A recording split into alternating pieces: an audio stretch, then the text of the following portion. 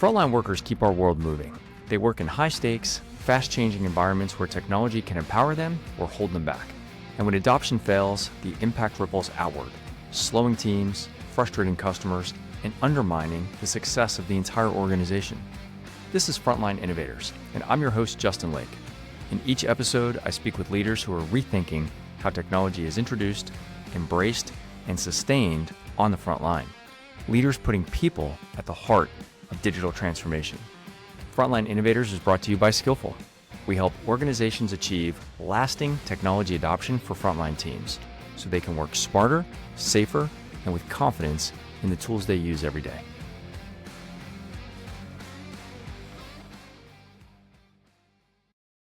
Welcome to the Frontline Innovators podcast. I'm your host, Justin Lake, and our guest today focuses on building leaders who build an engaged workforce and stronger performance across sales organizations in his role as Vice President of Sales at Southern Glazer's Wine and Spirits.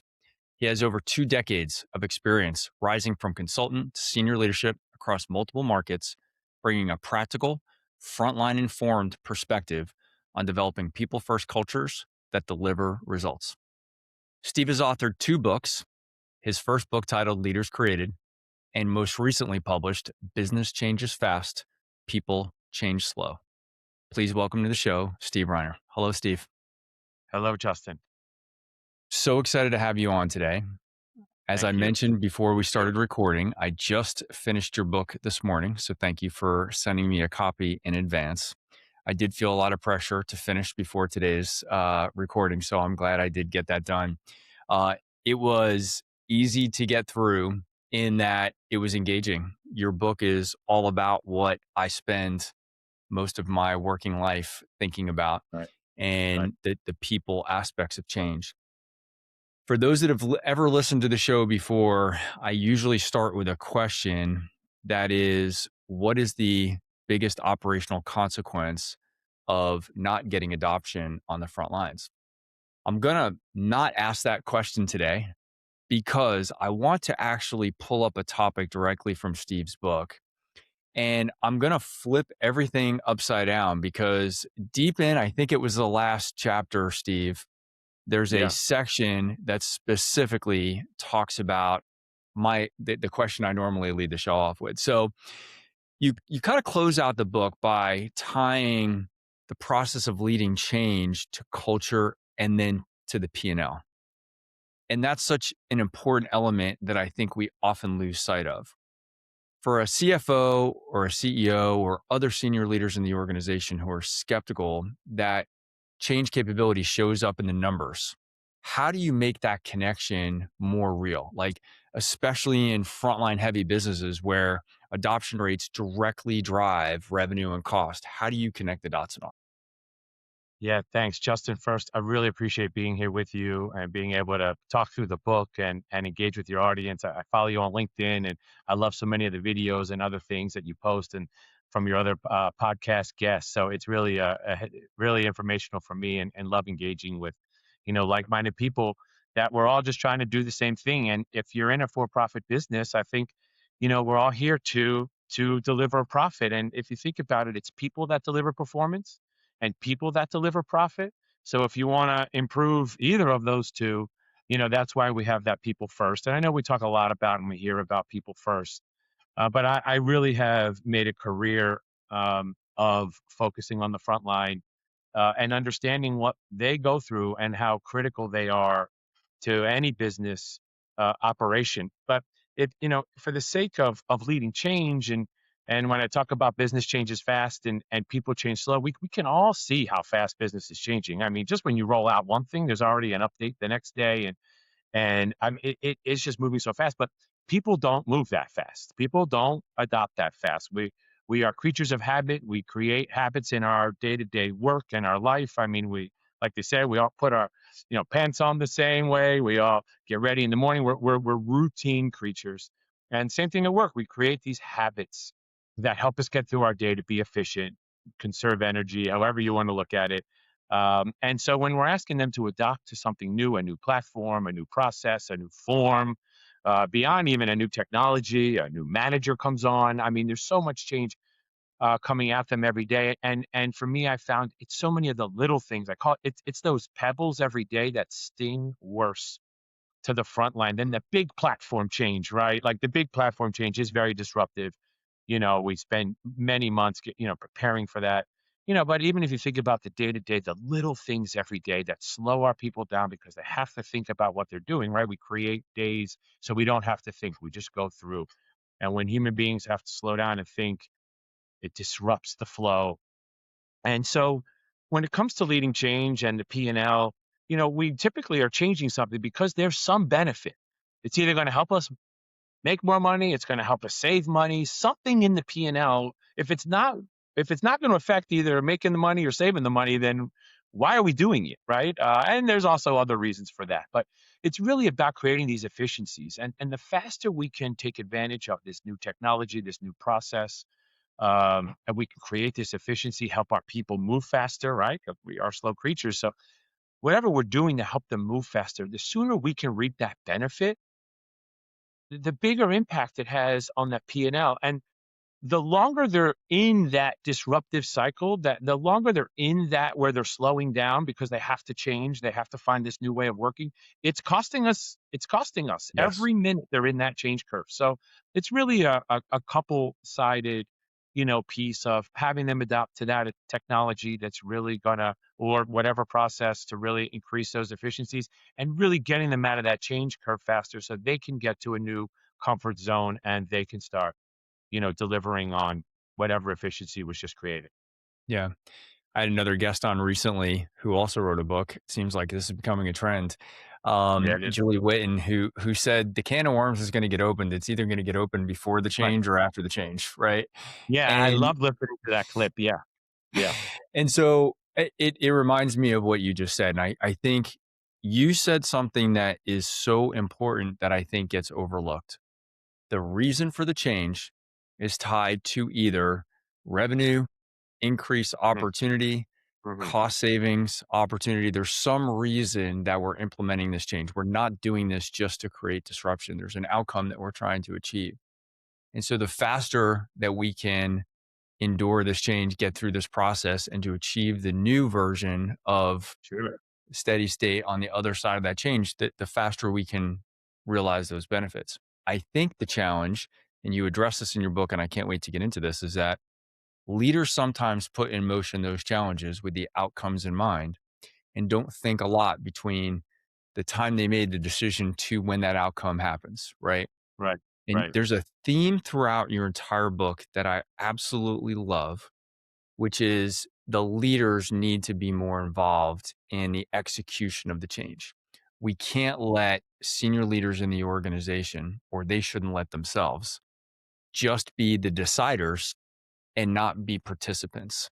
And you Sure. literally paint this picture that is like burned in my brain of the decision makers kind of coming into some of these meetings and maybe kicking off the meeting in the front of the room and then going into the back of the room or maybe even Right. slipping out the back door, right? Sure. Oh, yeah. And Oh, yeah. and that I had that I had a real visceral reaction to that because I can see that. I've seen that happen before. Sure. And you make the case throughout this whole book, and I'm going to get into some of the questions on this, but you make the case throughout the whole book that part of the problem when change doesn't go well, it's probably because some of those things happen. So let's get into this.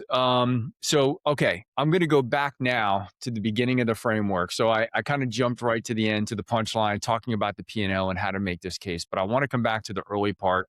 You make the case about shrinking the gap. Business changes fast, people changing slow.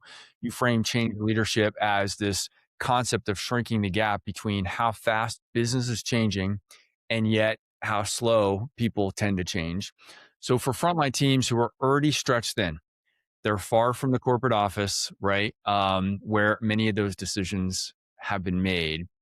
Where does that gap widen first? Like, what's the very first move leaders should make to start closing that gap where they can see that? Yeah, definitely. I love that. So for me, when the kind of the greatest thing throughout the book, and it's even in the subtitle, it's really about creating that competitive advantage. Being able to lead change faster than other companies is our competitive advantage today. because of how fast business is changing. Now, we're never going to eliminate the gap between the rate business is changing and people change. I mean, business is it's just too fast, right? So the framework, right, and I call it the change stamina framework, is really designed to shrink that gap as much as we can. Never going to eliminate it, but how do we shrink that gap, get people into the change, get them back to a new comfort zone, not to their old comfort zone, because change is going to force them into a new comfort zone, so that they can get back, like we talked about, and start reaping the benefits of that. So it's a real competitive advantage today to be able to lead change faster than someone else. And I really put it on the leader. And when you look at the framework, it's a four-step framework. The first step is that the leaders learn first.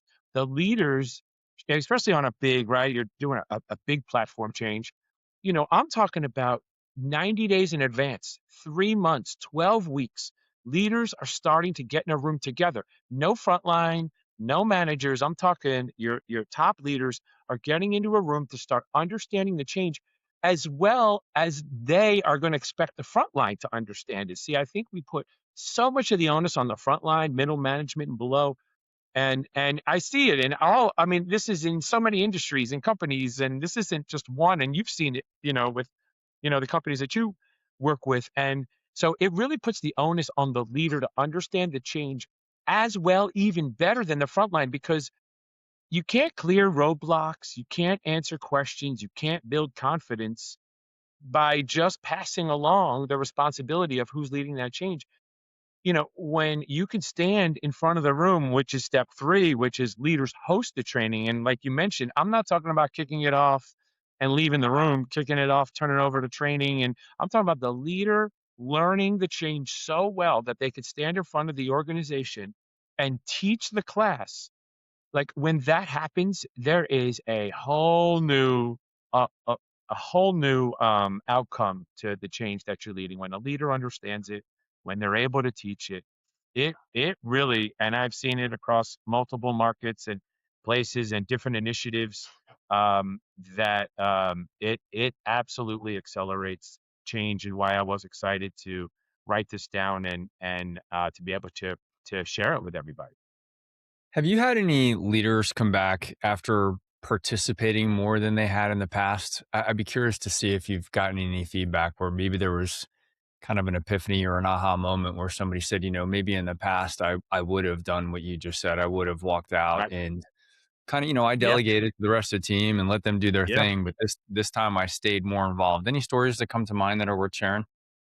Yeah, I mean, when this kind of started, I was working in a market. We were launching a new technology, and it was the first time we got everybody together, and you could see, I love standing back when leaders are in a room together talking through, and it's not just the actual technical change or whatever. You're actually talking through, how people react to change. What kind of objections are we going to get? Right? It's not just the technical piece of it, it's also talking about, why do people resist change? Why do people move slow? What are we going to anticipate? So we can start working through those things as leaders. And then once we bring managers in, we do it again, right? That's month two. And then we start bringing in some frontline champions. That's month three. And the leader is in the room the whole time. I call it the change stamina framework, because the stamina is to stick with it. Sometimes you come into something once, twice, you're like, all right, I did that. I'm busy now, right? This is calling for the leader to have the stamina to stick with it. And then step four of reinforcing for a very long time is that takes stamina. It's not just once you have that launch meeting, you've just finished the easiest part. Right now, the real hard part is that long term. So when we were launching this technology, and I got to stand back and watch the leaders, kind of interacting with each other and learning, it was amazing after we did all that. And I have so many stories of this. This was just the first time. And, it's kind of like that first time you get hooked to something, this was the first time that, like, I heard it, I saw it, and the results that it delivered were, at the time, it was the fastest launch that the organization had, and it was solely because the leaders learned first. The leaders put their hands on it.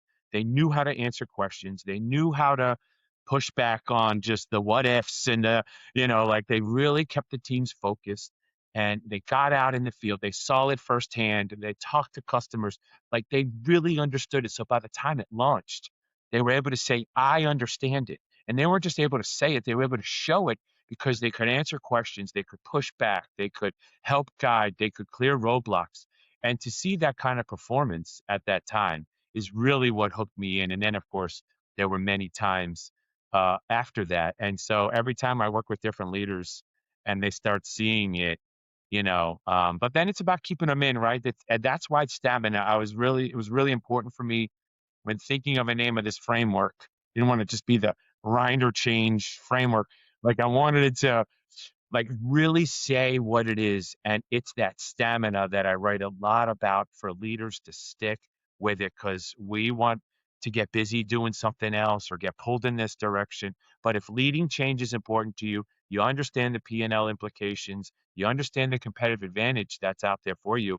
For me, this is the number one, job and priority of a leader. And hence why we, really frame it up and put it on leadership and take some of the pressure off the front line because they're already going to feel enough pressure.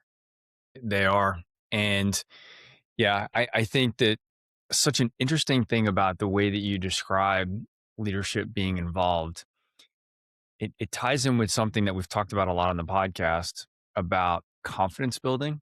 But what's interesting about your take is that it's different from what we are normally talking about here. And I think you're coming at this from a different angle. And I appreciate and agree with you that we are often talking about confidence building on the front lines.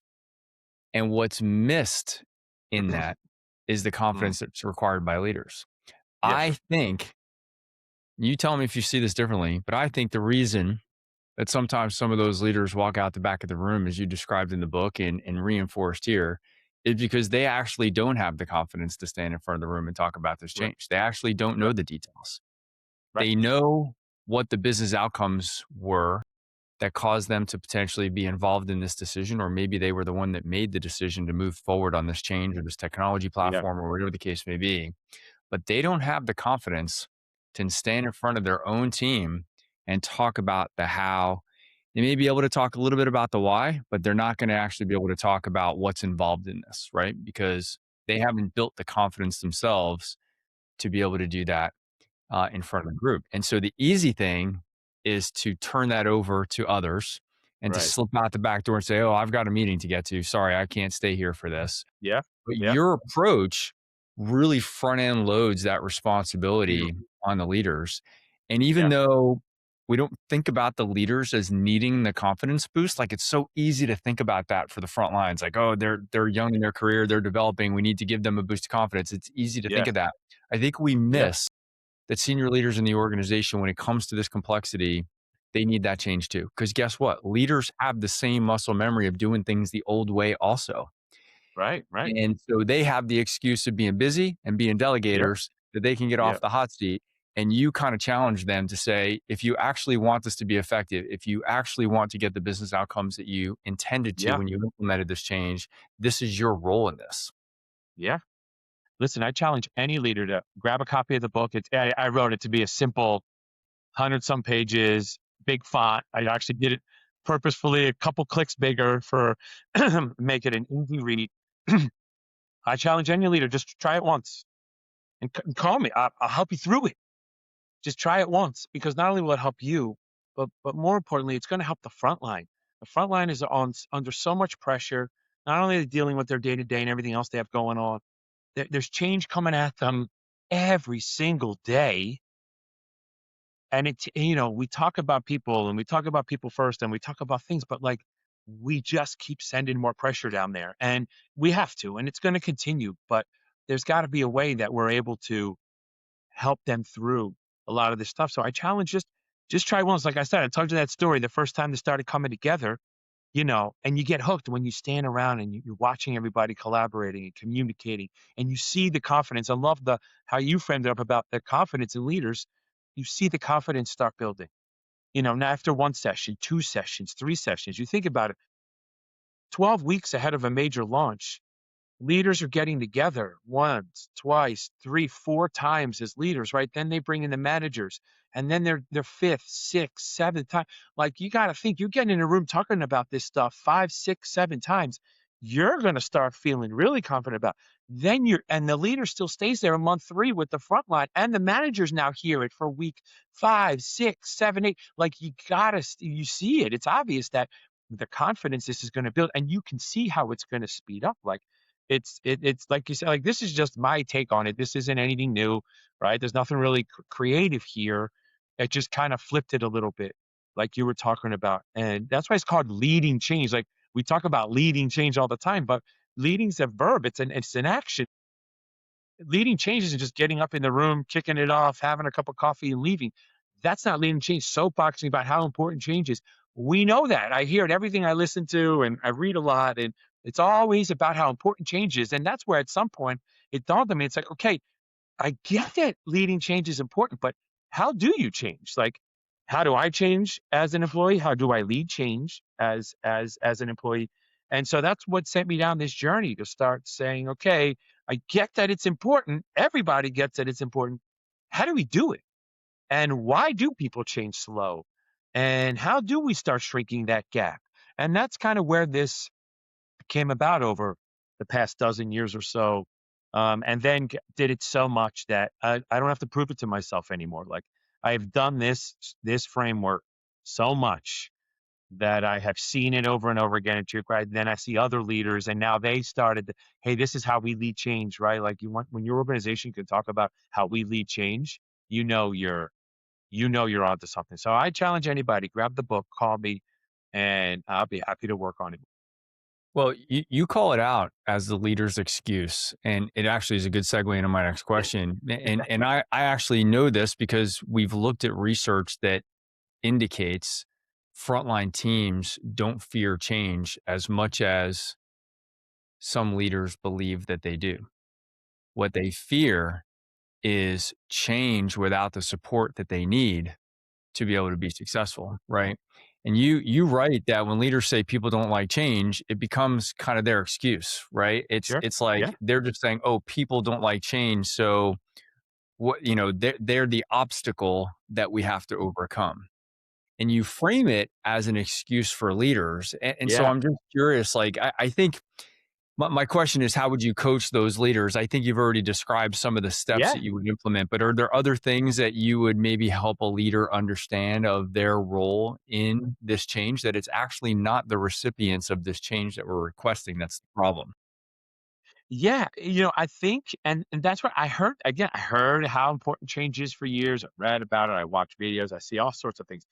And then I hear about how people don't like change. And then I started thinking and seeing, like, if we think about it in our lives, we change all the time. There's something new. There's something this, even when our mortgage gets purchased and now we have to make a payment to a different, provider. Like, we change all the time. We get a new phone. We get a new this. Like, but we change when we want to, right? See, like, we're going to change when we're good and ready. So the challenge for me was, well, how do we help people be good and ready, right, on our timeline? And that's which, if we're going to have a launch 3 months from now, how do we spend the next 3 months getting everybody ready, getting leaders ready, getting managers ready, getting the front line ready, right? So that when there is, the change, that launch does come, they're ready. I found it's that people, it's not that they don't like change. They don't like a surprise. And most change is an email on a Friday that we're going live Monday, right? Like, and please, somebody challenge me on that. No, no, that's not how it goes, right? And it's an email, and then they wonder why adoption is slow. And so I heard for years, that people don't like change. And so that's why I framed it up as the leader's excuse, because they say, oh, well, people don't like change. So that's why change is slow. And that's why adoption is slow, because it's the front line. And when I found this way, and when I took the responsibility to learn, and other leaders took the responsibility to learn, and we found that adoption wasn't as slow as it once was, that's when I realized, wait, maybe it's not the front line. Maybe it is the leader. So that's where I took the responsibility to learn it as well, if not better, than the people I'm asking to change, so that I can get ahead of it, communicate it. I mean, really, the 4 parts of the framework are, leaders learn first, leaders communicate, leaders host the training, and then leaders reinforce for a very long time. And so between if you think there's 3 steps of just getting up to the training, and that's easy. That reinforced for a very long time, and I purposely made that a long sentence, in the chapter, because it is a long time that leaders need to reinforce because of, the change curve and the bell curve of, how many people go through. You have your 20% early adopters, your 20% of people who are going to stick their feet in the sand, and everybody else in the middle. And it's, how do you get that everybody else in the middle? How do you get that 60%?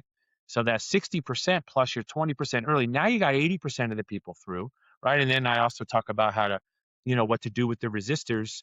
But that's where it's really on the leader to understand how people change, how many people go through change at what speed, and then what can they do to clear roadblocks and help people through. And that's why I wanted to call out the leader's excuse, but not only just tell them that, but give them something tangible that they can actually do, to take away that excuse.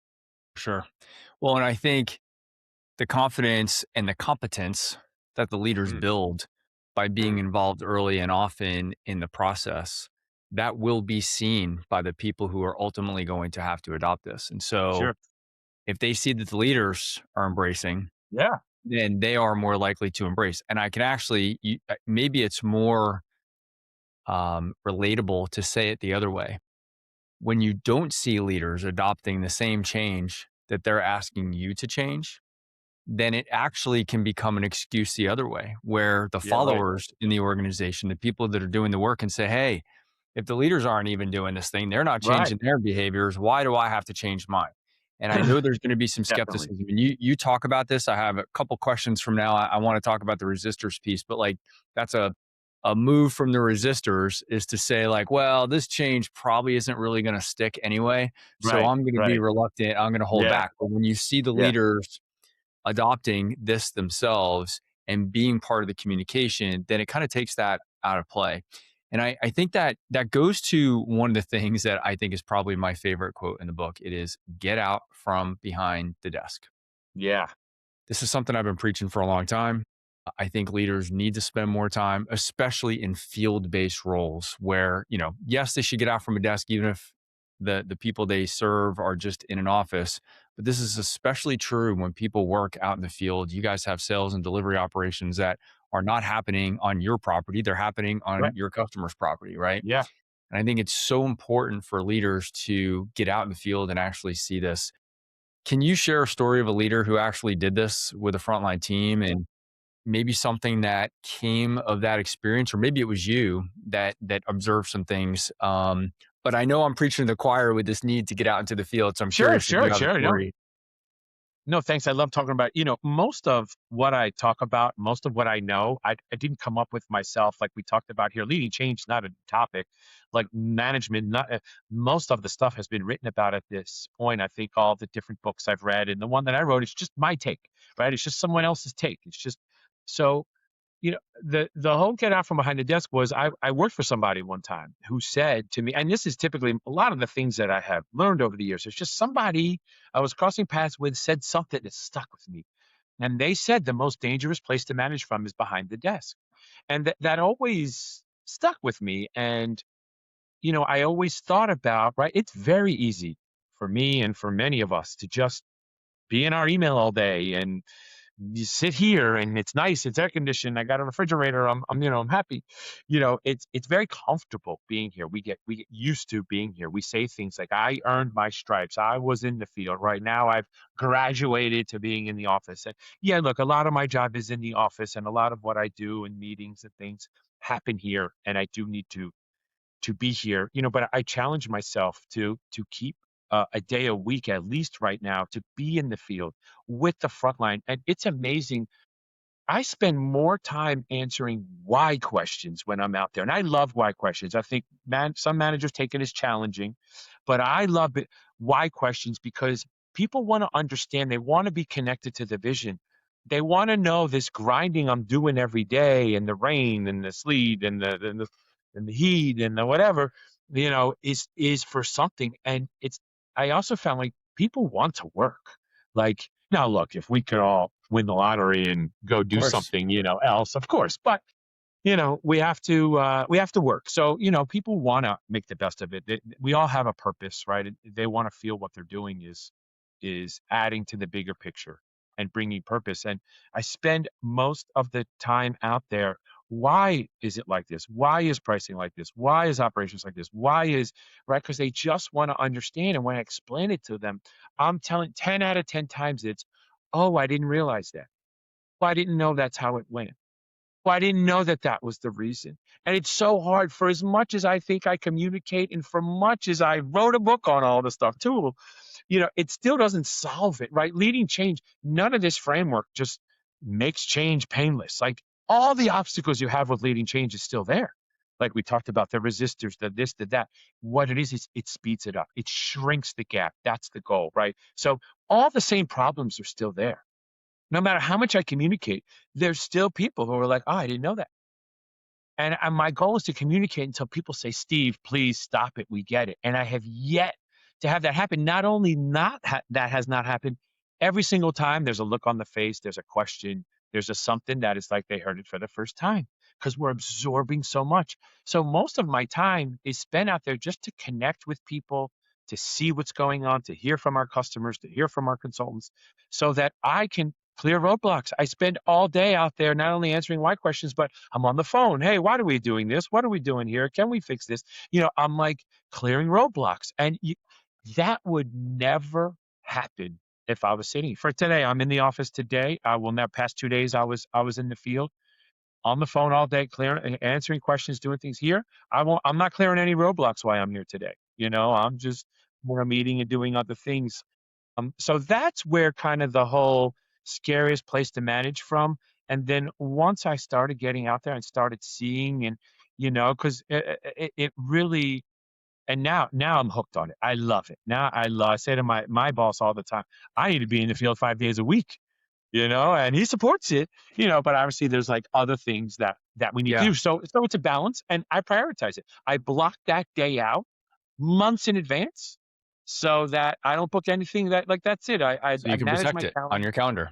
Yeah. and book it out. So that space is locked up and everybody knows. You talked about something in the beginning of the book when you kind of framed why this is so difficult. I think it's a good time to kind of bring us back to that for a moment, which is I don't think that you use the expression muscle memory, but that's kind of what you were describing, where it's like status quo. We have a routine. You described it as a routine, right? Every day we kind of do this thing. And it is actually it consumes less mental and physical energy for us to keep doing things the same way. Right. No matter how you want to describe that routine in our personal lives and in our work lives, like as humans, we kind of gravitate toward consuming as little energy as we need to get Right. through to accomplish things. And Right. the best way to do that is to keep doing the same thing. And so then by definition now we're challenging that routine, right? Because we're implementing some change, a system, a process, whatever the case may be. And so it's challenging that routine. And that is difficult. It does require more energy, mental, physical energy to actually change our processes. It feels awkward. I've told the story recently a couple of times. My wife and I, just for the first time, we've been living in this house for 25 years. We just moved our garbage can in our kitchen. And it sounds so simple, man. I wanted to make the move. I'm the one who actually purchased the new garbage can and designated where the thing was going to go. So I wasn't even resisting change. But my God, for 10 days, I went back to the old spot to throw stuff out every time to open up that cabinet door. There's not a Yep. garbage can there. And so it kind of hit me in the face like, this is a Funny. change I wanted to make. I Yeah. actually was the decision maker. Well, all right, my wife was the decision maker, but she supported, We know. we came to this conclusion, right? Yeah. And yet still it was a hard change for us to make. And so I when you love it. think about these other things, I think this is why the why Yeah.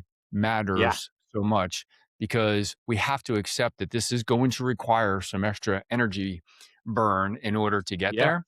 And the Yeah. way that people can do that or feel better about that is understanding what that's connected to, right? Yeah. And so I think that it just makes so much sense to me. And when you described it the way that you did in terms of the routine being easier, it made so much sense. It also comes into something that you've talked about a couple of times now, which is the adoption curve. And I love the way that you frame this out. And there's something in here that I don't want to say I disagreed with, but my brain is naturally goes to a different place. And so with this adoption curve, you talked about there kind of being a bell curve. So you've got, something like 10 to 20% of the people that are going to be easy that'll accept change just Yep. right? Right. You Right. got the 20% on the back end that are the resistors, and then you got roughly the 60%. And I don't think you were arguing that this is an exact science, but roughly it's a bell curve where Sure. you've Yeah. got It the was rough. early Oh, yeah. adopters, Yeah. Yeah. Yeah. kind of the majority sitting in the middle, and then you've got these resistors at the end. I think I might be a little guilty at times of being like the problem solver that wants to go attack the 20% resistors on the Yeah. back end Yeah. because like I am just naturally attracted to a problem that I can go try to solve. Right. Right. You made the case in this book that we should just let them be for the time being and that we should focus on the 20 and the 60% Yeah. because, and you've kind of alluded to this already today, like once we get that done, we've got 80% of the population. And now this back 20, they're either going to come online or they're not. They have a decision to But make. Yeah. but now we've got 80%. So talk that through a little bit. Like, Yeah. is this a place where maybe there are others like me who might get a little attracted to the problem area? Yeah. Are we over investing there and under investing in that front 20 and 60? Yeah.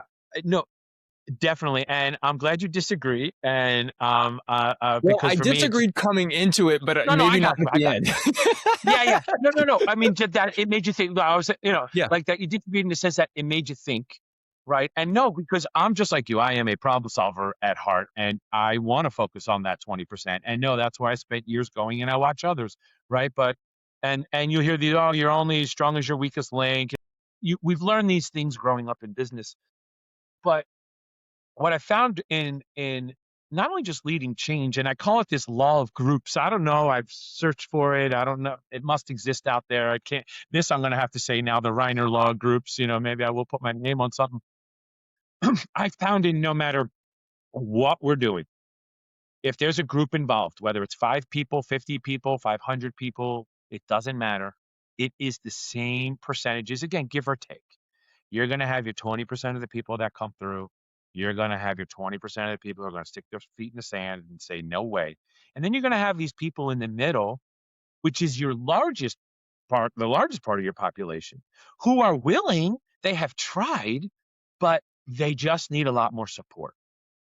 And when you even talk, like in the first book, in Leaders Created, like I really spend a lot of time talking about, because I found that like people, when you ask people what motivates you, 9 out of 10 will say money. And I've got so many examples where money's not the motivator. Like, yes, we all want money.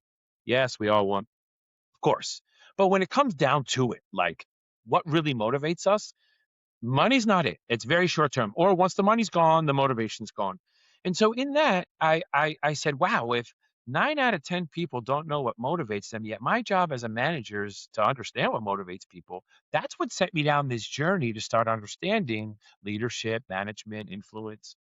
And what I found was that people really want, yes, we want money, of course, but what they really want, what's going to really engage people? All right, we spend billions of dollars on employee engagement, yet we have an employee engagement problem in corporate America. So, like, money's not the answer. And what I found was that people want your time. There is nothing greater you could give another human being than your time. They want to be cared for. They want a thought partner. They want somebody to brainstorm with them. They want somebody to work with them, not just bark at them and send them emails and tell them to do stuff. Like they want somebody to like help them. Right. I remember I didn't understand that people wanted help early on in my career. I thought people just wanted us to do it for them. But then I found out it's like, no, no, people really just want us to sit down. They'll do it.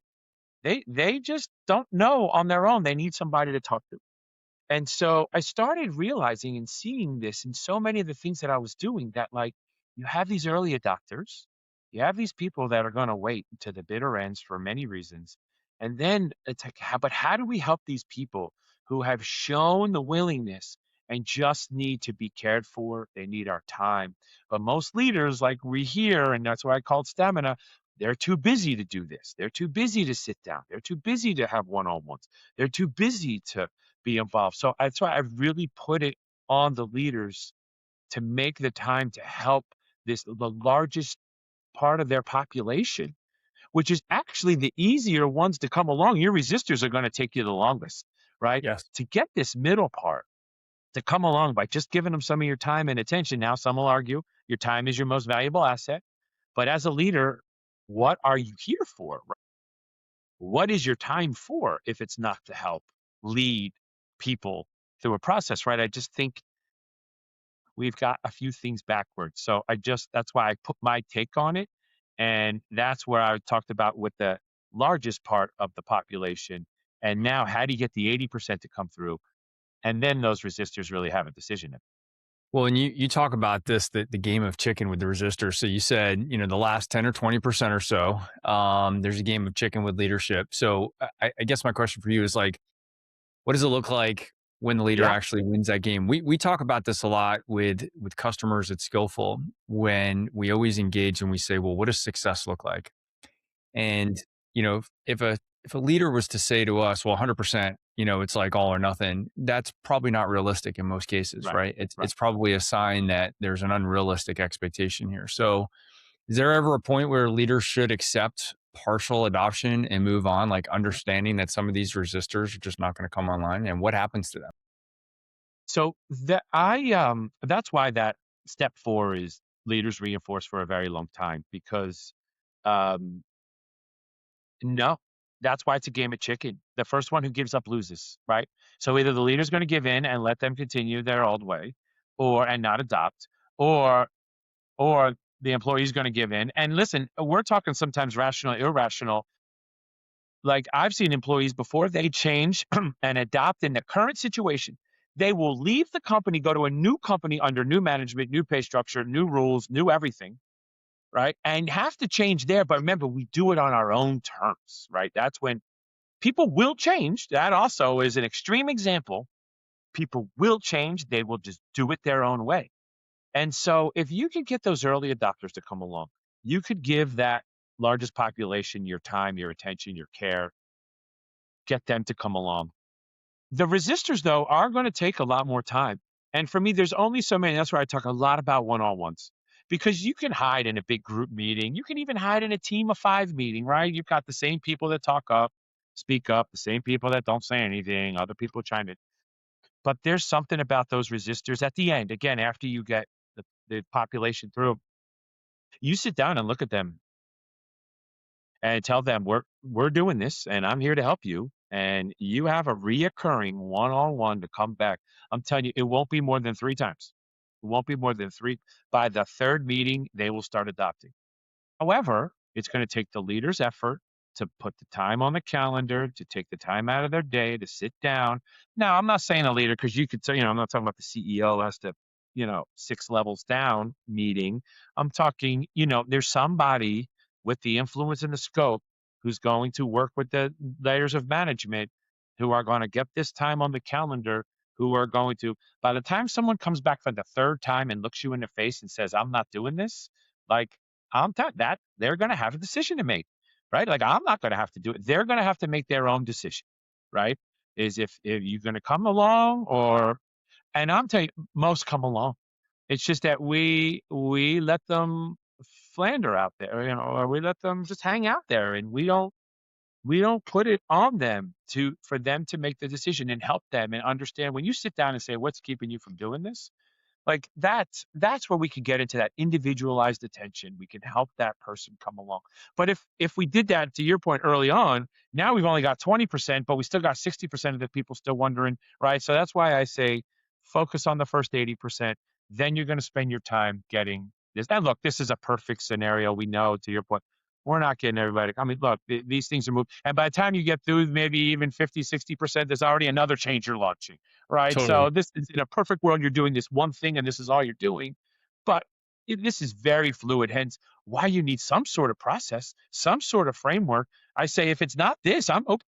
Use whatever framework you have. But most leaders I've talked to, they don't have Yeah. offering. Well, I think the story you just described, kind of validates the point. And when you get to those resistors that are having a hard time coming along, if we can show them in part, or they will have seen themselves that the other 80% of their colleagues are on board. Yeah, right. The peer They've pressure. seen Yeah. they've seen by this point that Yeah, I right. or others as leaders are on board and we're Yeah. reinforcing the behavior that we're asking. And Yeah. so the only holdouts are you, this minority population that's just holding back.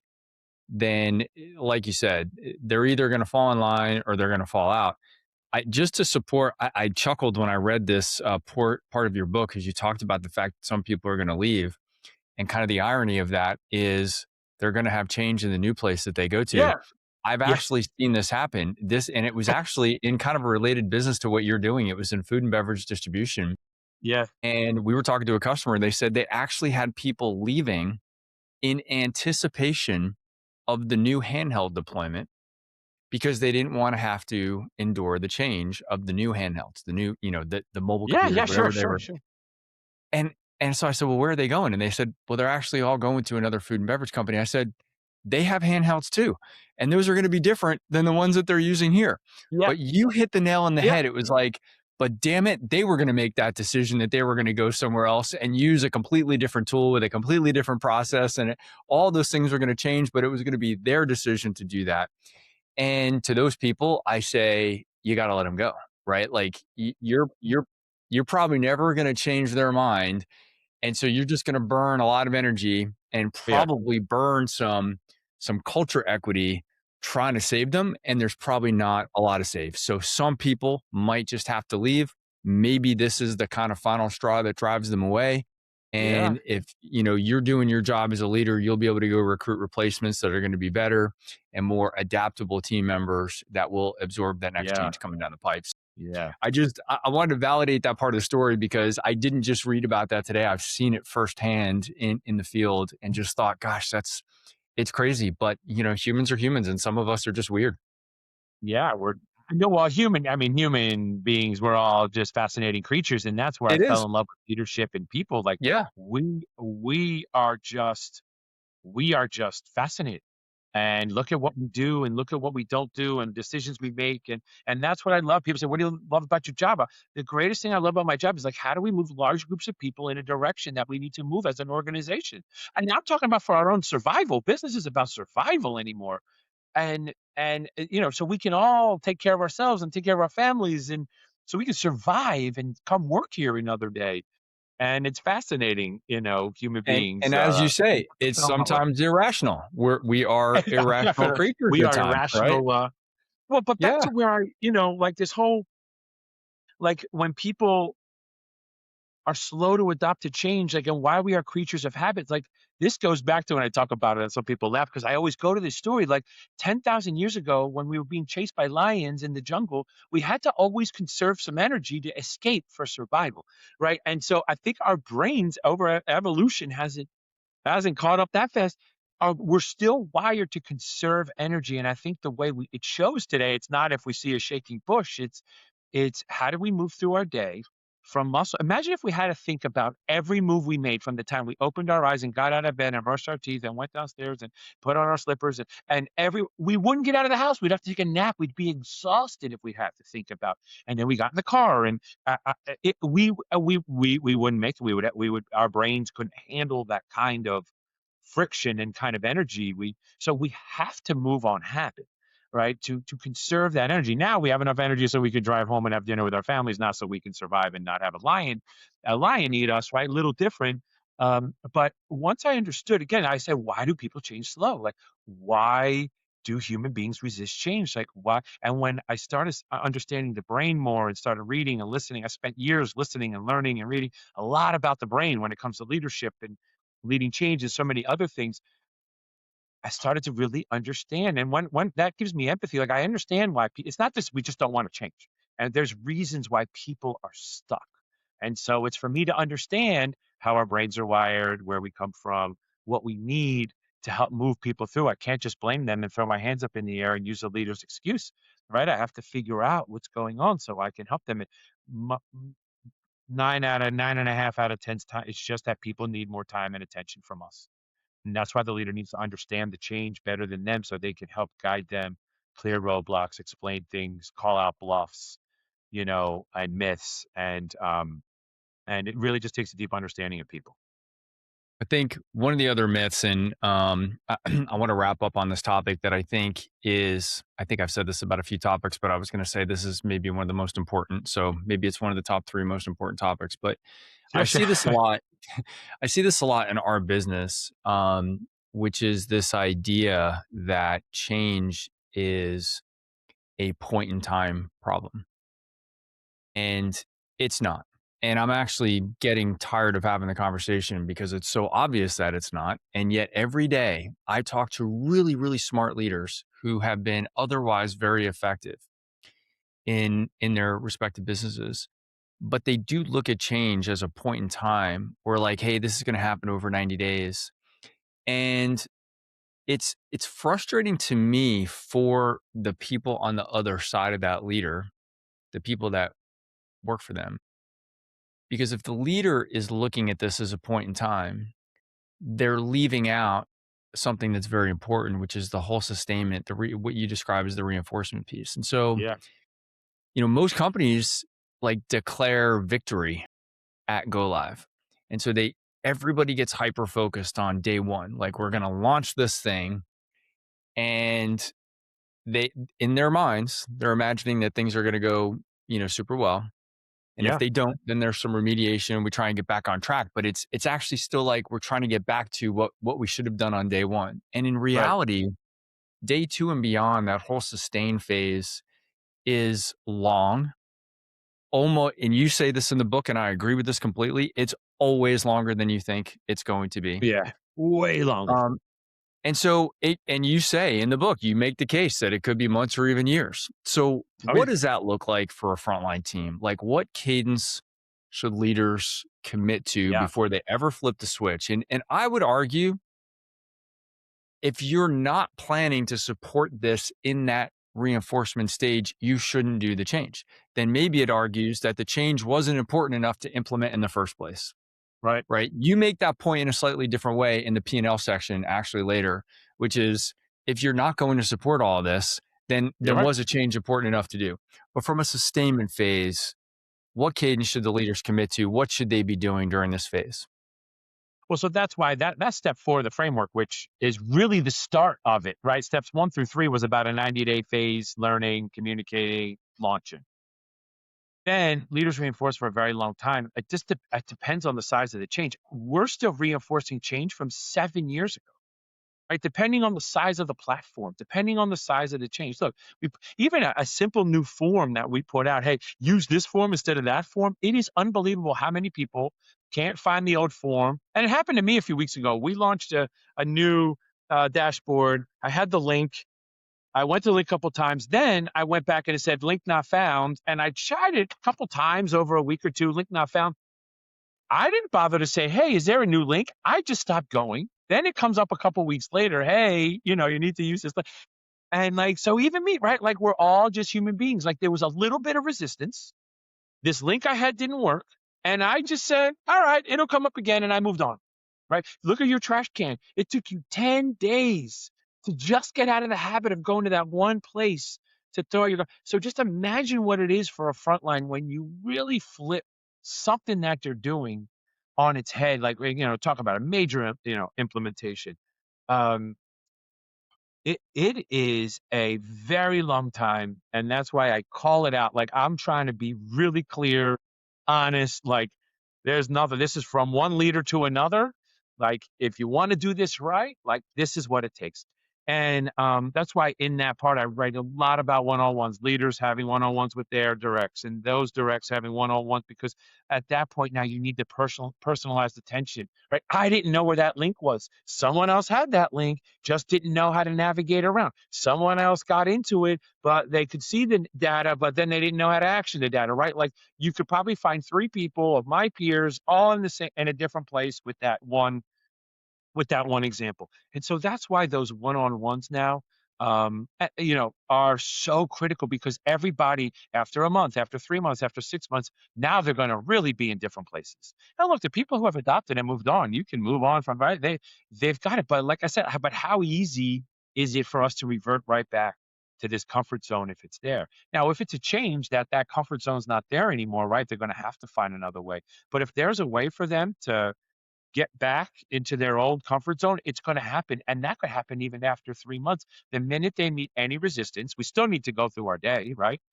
We figure out and we create habits in seconds when we launch a new hire after onboarding. Like they start creating habits like in minutes. They start creating how they're going to work. So if we don't define how they should work, what platforms they should use, how they should schedule their days, if we don't lay that out and define that for them, they're already creating that habit day one because they need to be able to get through their day and have enough energy to get back home, right? Back to all that. So when the leaders understand that and when they can look at it in that kind of length, like when they can say, wow, like this is something I'm going to have depending on the calendar you use, the reoccurrence button is my favorite. Like nothing good happens once ever. There is not. Tell me one thing in life, and I hope somebody uh, can come. What is something great that happened that one time, right? Like normally we're either building up to a skill, we're building up to wealth, we're building up to something, we're going to school. There's something that we have to do over and over again till we get to this great place. And so nothing great happens one time. So everything I do is all on reoccurrence. Any meeting I'm going to put on the calendar is reoccurring because, like I said, every time I get in front of a group again, someone's looking at me, someone asks a question like it's the first time they're hearing it, even though it's the 10th time that we're talking about it. And I've learned I don't get frustrated. Like I know that that is how human beings are. And so I need to adjust to them because they are not going to adjust to me. I could demand it. I could be loud about it. I love the leaders that get up and talk about this change is here. It's not going anywhere. I never saw one time that worked, right? And it's not going anywhere. Let me get on board. Like never has that ever caught soapboxing, when leaders soapbox about how important it is. So, but that's really, I mean, I'm kind of giving you this long kind of roundabout thing because to your side, there is no one answer. There's no one. It's just having that mindset and that openness that this is going to take a long time. People are challenging. We are all stubborn. Show me one leader who's not stubborn, stuck in their way, So that's what we're leading people through. And that's what takes, and depending if you're leading 10 people or 1,000 people, that's going to change your length of time too. Um, so it's just a very long time. And that's why I wanted to spell that out. But again, it's hard to define exactly how much time. It depends on the size, the scope, the number of Yeah. people, and what kind of disruption it's causing. Well, I think maybe a good way to wrap up on that point is while we may not be able to define the exact amount of time that will be required in that reinforcement phase, the more time we invest on the front end before we make the change, the Yeah, more leadership is engaged before we make the change, it will certainly cause that reinforcement period to be shorter, not longer. So it's probably not going to go away. It's probably still going to require some attention after the change. yeah, yeah, But if we can invest early, if we can get the right participation from the right stakeholders in the organization to participate, then we can create more change with less, disruption to the business. And that's the thing. Is this is why I love, again, we've already kind of covered the P&L piece of this, but you wrap the book up on the P&L piece, which is to say, well, the whole reason we're doing this is to either drive down cost yep, or improve revenue, improve yeah, customer experience, improve associate experience, all the key metrics that we're trying to yeah, track as a business. If it's not one of those things, we probably shouldn't be making the change. So if it was important enough for us to make this change, it should be important enough to do all that with as little disruption as possible. And I think your framework, creates at least a viable path to being able to do that more effectively. So I appreciate you writing it. I appreciate you sharing the story. And I do like to give folks that are out there kind of putting themselves out, writing books and offering their services. How would people get in touch with you? How do they find the book? yeah. And how can they engage with you after today? No, awesome. You can go to leaderscreated.com, all one word. Book is available on Amazon. If you Google Steve Reiner, you can see both of them. There's a contact me on the website. I'm on LinkedIn. Post regularly there. Love any engagement. So we can connect there. There's plenty of ways to get in touch, or it's Steve at leaderscreated.com. I love it. Steve, I might have to buy a couple copies of this book for some skillful customers and Yeah. prospects. So maybe I can Awesome. work on a volume discount with you. Steve, thanks so Thank you. much for For sharing sure. your For story sure. today. It's been great getting to know you a little bit more, and Thank you. look forward Yes. to staying in touch with you. Thanks for listening to Frontline Innovators. If you enjoyed today's conversation, be sure to subscribe so you don't miss future episodes. And remember, when we put people at the center of digital transformation, frontline workers thrive and organizations succeed. This podcast is brought to you by Skillful, helping frontline teams adopt the technology they need to work smarter, safer, and with confidence.